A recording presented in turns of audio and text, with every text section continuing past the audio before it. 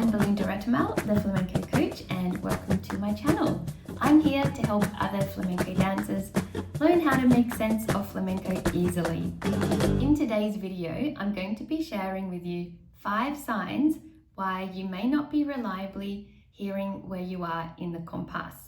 And I'm also going to talk about why that's most likely not a talent problem, meaning there's nothing wrong with you, it's just you haven't been shown how to listen to the compás yet, at least not in a way that makes sense. There's a popular move that happens in flamenco classes all around the world. The only problem is it's probably one that you don't want to be doing. And what is it?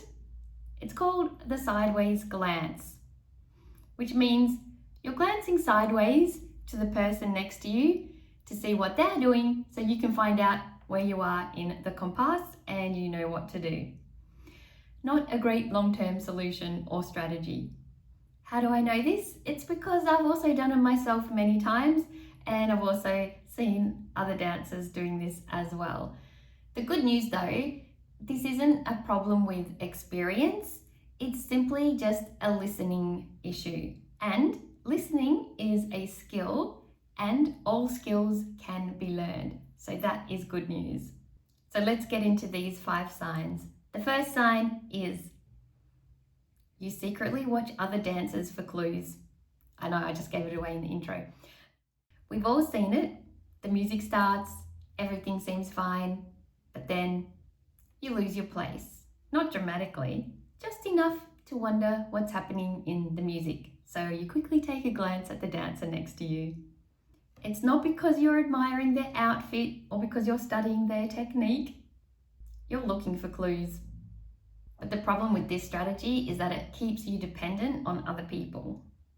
When you can hear for yourself where you are in the music, those moments of total panic disappear. Sign number 2. You know the choreography, but you always lose your place when something changes. This one is incredibly common. You can dance the routine. You know the steps, you know what comes next. Everything's working beautifully until something changes. Maybe the singer holds the phrase longer than expected.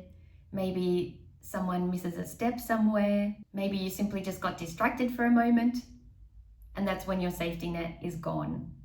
If losing your place in the music just feels inevitable anytime something little goes different or changes, then it's not the choreography or the steps that's the issue here.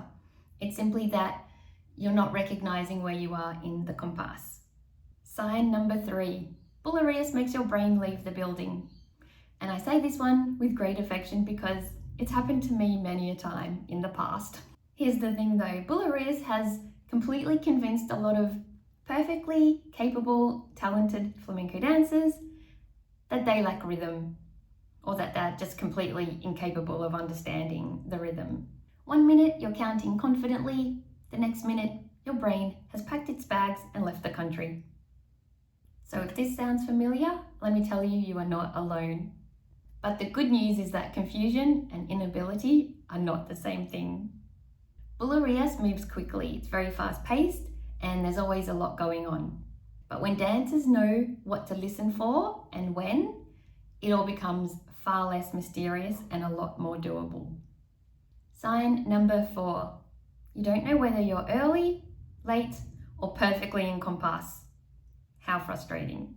This one is just so surprisingly stressful. You finish a step and then you're immediately wondering, was that right? Did I come in on the right count? Was I late?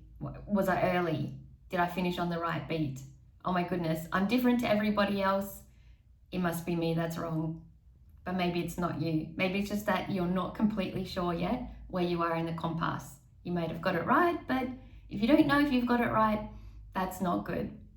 No one's going to feel confident in those circumstances. And the result of all of this is that you're just constantly second guessing yourself all the time. Whereas understanding where you are in the rhythm creates a greater level of certainty within yourself, and then you're able to dance with a lot more expression and self-assuredness.